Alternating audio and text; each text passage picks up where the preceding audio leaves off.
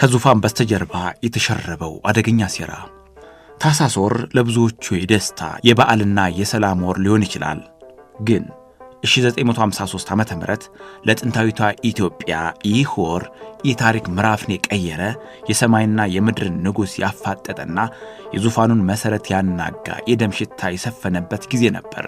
አፄ ኃይለ ሥላሴ የ3000 ዓመታት ታሪክ ወራሽ በውጭ ጉዞ ላይ ሳሉ 3 የሥርዓቱ ቁንጮ ባለሥልጣናት ለወራት በዝግ ቢሮ ውስጥ ሲወያዩበት የነበረውን ንጉሥን ከሥልጣን የማስወገድ አደገኛ ዕቅድ ወደ ተግባር ለወጡት። ይህ ክስተት በኢትዮጵያ ዘመናዊ ታሪክ ውስጥ እንደ ታኅሳስ ግርግር ወይም 1953 መፈንቅለ መንግሥት ሙከራ በመባል ይታወቃል። የዘመኑ ፍርድ ለመጪው ትውልድ ያሳየ ታላቅ ውጥረት ነበር።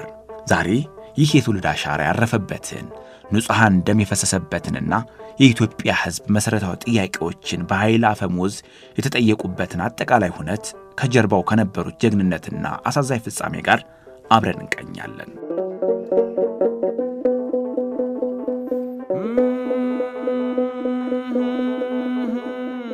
የንጉሡ መራቅና የሴረኞች እንቅስቃሴ ህዳር 1953 ዓ.ም መጨረሻ ላይ ቀዳማዊ ኃይለ ሥላሴ በብራዚል ፕሬዝዳንት ግብዣ መሠረት አዲስ አበባን ለቀው ለጉብኝት ሄዱ። ይህ የንጉሡ ከሀገር መራቅ በጉጉት ሲጠበቅ የነበረው አደገኛ ክፍተት ሆነ። ብርጋዴር ጄኔራል መንግሥቱ ነዋይ የክቡር ዘበኛ ዋና አዛዥ፣ ግርማሜ ነዋይ የጅጅጋ አውራጃ ገዢ እና ሌተናል ኮሎኔል ወርቅነህ ገበየሁ የካቢኔ ምክትል ኢታማዦር ሹምና የጸጥታ ኃላፊ፣ እነዚህ ሦስቱ ለወራት የሀገራችን ችግር ለማስወገድ ሲሉ የሥርዓት ለውጥ ዕቅድ ሲያወጡ ነበር። ታኅሳስ 4 ቀን 1953 ዓ.ም የመፈንቅለ መንግሥቱ መሳካት ላይ እንቅፋት ይሆናሉ ተብለው የተገመቱት የሥርዓቱ ከፍተኛ ባለሥልጣናት በሙሉ በሴረኞቹ ቁጥጥር ስር ውለዋል። ይህ ድርጊት የመፈንቅለ መንግሥቱ ዕቅድ ተግባራዊ መሆን መጀመሩን ያበሰረ ነበር። የአልጋ ወራሹ አዋጅና የሕዝብ ጥሪ ታኅሳስ 5 ቀን 1953 ዓ.ም ሴረኞቹ ልዑል አልጋ ወራሽ አስፋ ወሰንን በማስገደድ በኢትዮጵያ ሬዲዮ ጣቢያ በኩል ታሪካዊ የመንግሥት አዋጅ አስነገሩ። አልጋ ወራሹ በንባባቸው ውስጥ የኢትዮጵያ ሕዝብ ለ3000 ዓመታት ያህል ከድንቁርና የኑሮ ደረጃ ሊወጣ እንዳልቻለ፣ የገበሬው ኑሮ ከሞፈርና ቀንበር እንዳልራቀ፣ እንዲሁም የአስተዳደር አመራር ሕግና ሥርዓትን መሠረት ያደረገ ሳይሆን ሕዝብን መበደያና መጨቆኛ እንደሆነ አጋለጡ። ልዑሉ በአዲሱ መንግሥት ውስጥ በቅን ልቦና ለመሥራት መወሰናቸውን ገልጸው ከዛሬ ጀምሮ እንደ አንድ ኢትዮጵያዊ በሚቆጠርላቸው ደሞዝ ብቻ ሊኖሩ ቃል ገቡ። የኢትዮጵያ ሕዝብ በዓለም ሕዝብ ፊት ተገቢ የሆነውን ግርማ ሞገስ የተጎናጸፈ ክብር የሚያስገኝልህ ታሪክ መሆኑን አውቀህ ኅብረትህ ከኅብረት የጠነከረ ይሁን በማለት በአዲሱ መንግሥት ጎን እንዲቆሙ ከፍተኛ የሆነ የስሜት ግፊት ያዘለ ጥሪ አስተላለፉ።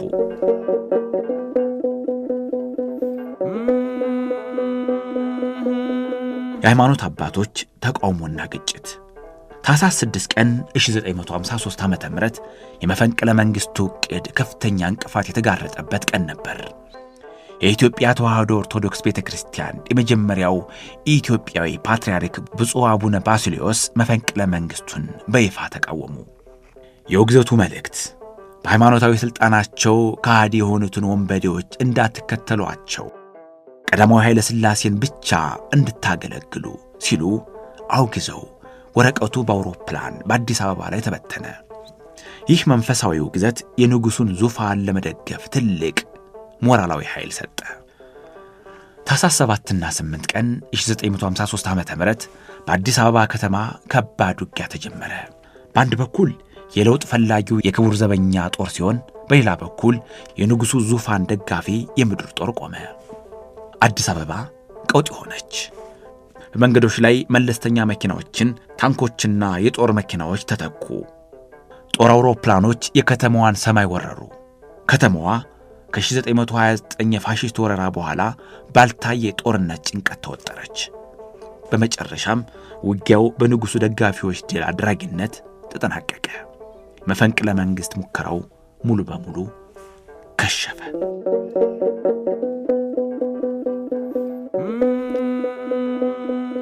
የንጉሱ መመለስና የአመራሮቹ አሳዛኝ ፍጻሜ ከታህሳስ 9 እስከ ታህሳስ 15 ቀን። ታህሳስ 9 ቀን 1953 ዓ.ም ንጉሠ ነገሥቱ የብራዚል ጉብኝታቸውን አቋርጠው በአስመራ በኩል አዲስ አበባ ገቡ። አለን ወደ ዙፋናችን በሰላም ተመልሰናል የሚል የምስጋናና የማረጋጋት መልእክት በሬዲዮ አስተላለፉ።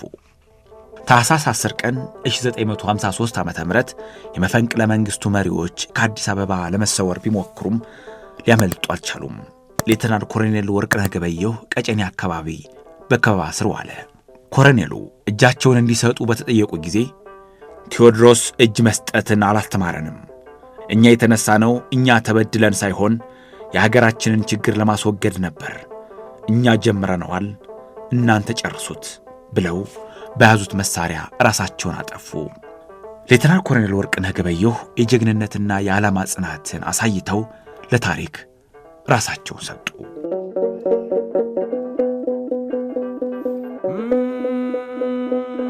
የነዋይ ወንድማማቾች ፍጻሜ ታህሳስ 15 ቀን 1953 ዓ.ም ቀሪዎቹ ሁለቱ መሪዎች ብርጋዴር ጀነራል መንግስቱ ነዋይና ግርማሜ ነዋይ ደብረ ዘይት ዝቋላ አካባቢ በአካባቢው ነዋሪዎች ከበባ ውስጥ ወደቁ። እጅ ለመስጠት ባለመፈለጋቸው በተደረገ የተኩስ ልውውጥ ወንድማቸው ግርማሜ ነዋይ ተገደሉ።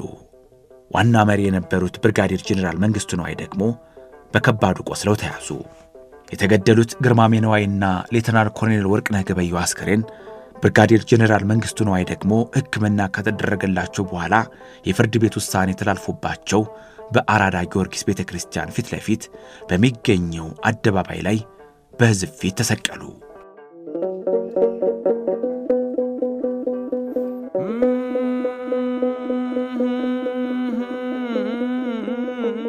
የጀነራል መንግስቱ ነዋይ ታሪካዊ ንግግር።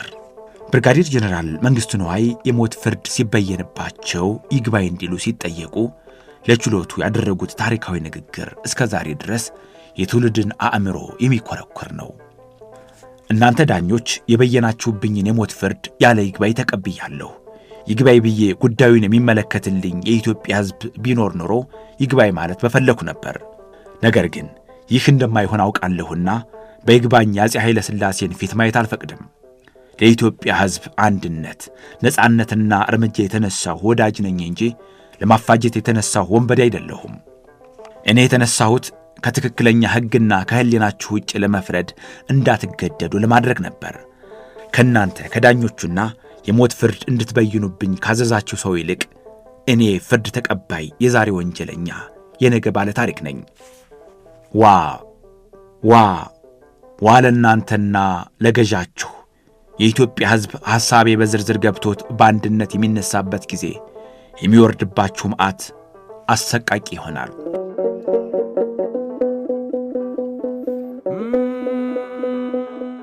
ያልተመለሰው ጥያቄ። የታህሳሱ 1953 ግርግር ቢከሽፍም ንጉሥ አይከሰስም ሰማይ አይታረስም የሚለውን ዘመን ተሻጋሪ አባባል በመስበር የለውጥ ነበልባል እናቀጣጥሏል። ንጉሡ ይከሰሳል የሚሉ መፈክሮች ማስተጋባት ጀመሩ። በትክክልም ከ13 ዓመታት በኋላ አፄ ኃይለ ሥላሴ ከሥልጣናቸው ተወገዱ። ሆኖም መንግሥቱ ነዋይና ጓዶቻቸው ለኢትዮጵያ ሕዝብ አንድነትና ነጻነት የጀመሩት የለውጥ ኳስ ታህሳስ ላይ ከነጠረ በኋላ የካቲት ላይ በደርግ ከዛም ግንቦት ላይ በኢህአዴግ ቢያርፍም ምቹ ማረፊያ ሜዳ አላገኘም።